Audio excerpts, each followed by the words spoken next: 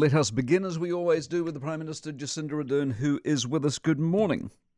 Good morning. Are there any statues you'd like to pull down? There's a few that I think we should put up, but I haven't got a list. No, Mike. Any street names you'd like to change? Town names you'd like to change?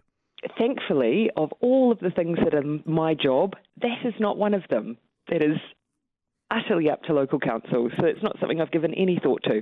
Are you worried about what's going on in this country at the moment as regards statues, names and plaques?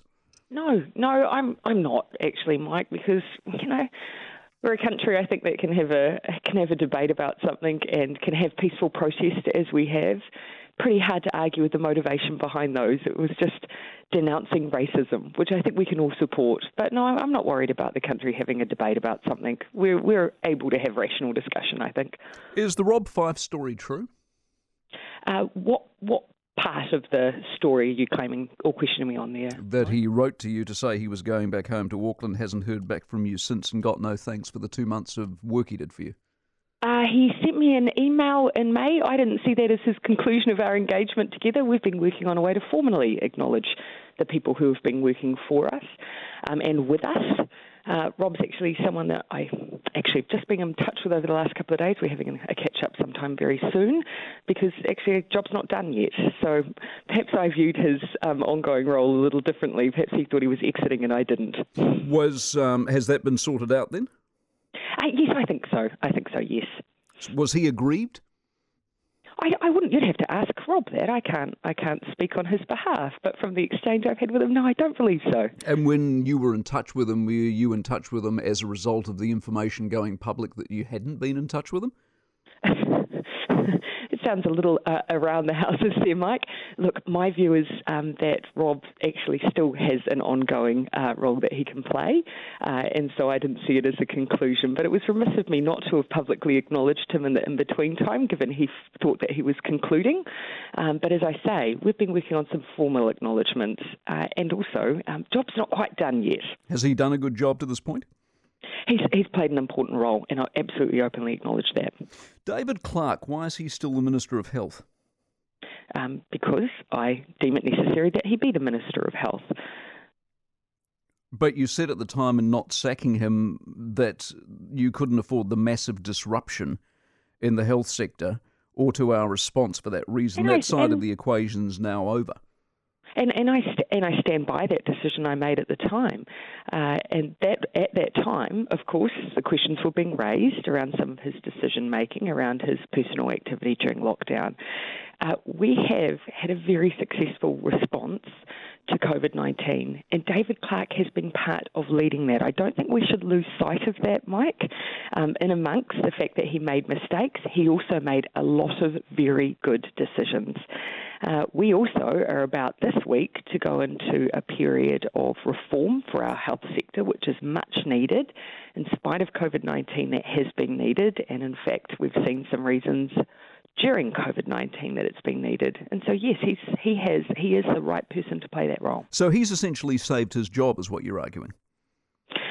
Saved his job? Well, actually, ultimately, it always comes down to your performance in the portfolio. He'll be the first to acknowledge he has made some mistakes, but when it comes to the substance of the COVID response, he's been part of a very successful response. Because you said under normal circumstances, I quote you, under normal conditions, I would sack the Minister of Health. What he did was wrong. There are no excuses. So between that point and this morning, his actions have saved what would normally be a sackable offence.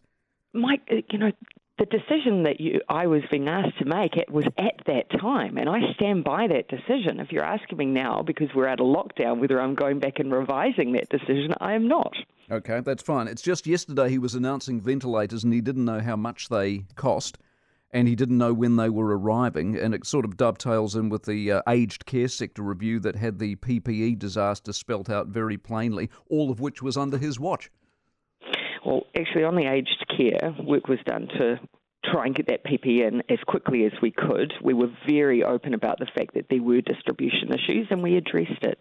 On ventilators, we've had ongoing, of course, work happening to make sure that we continue to be COVID ready, no matter what. But again, I point out that actually when it comes to the response that he has led, it's not over, but to date it has been successful. Okay. What's your prediction for Q1 GDP on Thursday? Mm. I don't wish to make any predictions on that, Mike. What if it's worse than Australia? Look, I don't know how helpful that is. Obviously, it's only going to be picking up the early parts of our response to COVID. But, when I was recently up in Auckland, visiting the new opening of Commercial Bay, having a bit of a chat with the people from Precinct Properties. Their point was that actually even before we went into lockdown, people's personal behaviour was changing. And so I do think that will be picked up. So although it won't be the full impact of the decisions that we took in response to COVID, I think we will still be, people's behaviour will have changed and that will have impacted. Is people's personal behaviour a sign that what you're actually saying is the economy was slowing down and that would be directly at your doorstep? No, I'm saying that COVID-19 is a global pandemic that is going to have a massive economic impact around the world. New Zealand is not insulated from that. We may have had our first case in late February, but the impacts of what people were seeing overseas were definitely changing people's behaviour domestically here, and I think you'll have most retailers will probably support that. Would it be of concern if our number was worse than Australia based on the fact if Q1 is worse, then Q2 probably almost certainly is, and that means we're in real economic trouble? And worse so than Australia, who may well come out of it better and therefore be a more attractive destination for New Zealanders looking for work. No, not necessarily. A, I think it's a bit too early to make any of these assumptions about our relative economies. B, we have a different economy. The impact of tourism for us is more significant. And look, let's be open about that. That is going to take a hit, and it is a larger portion of our GDP than it is for Australia. But also, I think we actually need to both let this run its course, Mike. I don't think we can make an assumption from the quarter we're about to get the results in, or even the next, because we have, for instance, opened up sooner. We'll have more activity sooner. Australia is having another small outbreak, and so all of that needs to play out. Only time will tell us about our relative responses. Speaking of that, what policy have you announced, if any, that is specifically related to growth and employment directly, that is up and underway? Where do you want me to start, I'll just Mike? start with one. Do you want me to start with the jobs for the environment? It's $1 billion package that we've tailored around, for instance, predator control, wilding, pine, which we've already announced jobs down in Queenstown already, which helps with the redeployment. Work with dock. We've got hut maintenance, dock clearing, paths and tracks, because we actually had some work already that needed to be done there. 11,000 jobs just off the back of those initiatives. Are they sustainable jobs, though? The criticism was that once you've got rid of the wilding pines, the job's over. Great question. Actually, that's what why we're targeting picking up perhaps furloughed workers. So I was down in Rotorua a couple of weeks ago. They've got obviously a large number of tourism employees that we need to redeploy. Some of them working in ecotourism, well placed to go into our Jobs for Nature program until, of course, we get our tourism industry back up and running again. In some places, we will need those shorter term programs. In others, we'll need retraining. I was in Te Puke last week where we were announcing training programs, introductory courses for people moving into our horticultural sector. They have job needs and we have plenty of people we should be putting into them. So we're working with that industry to fund some of the training to help people move over.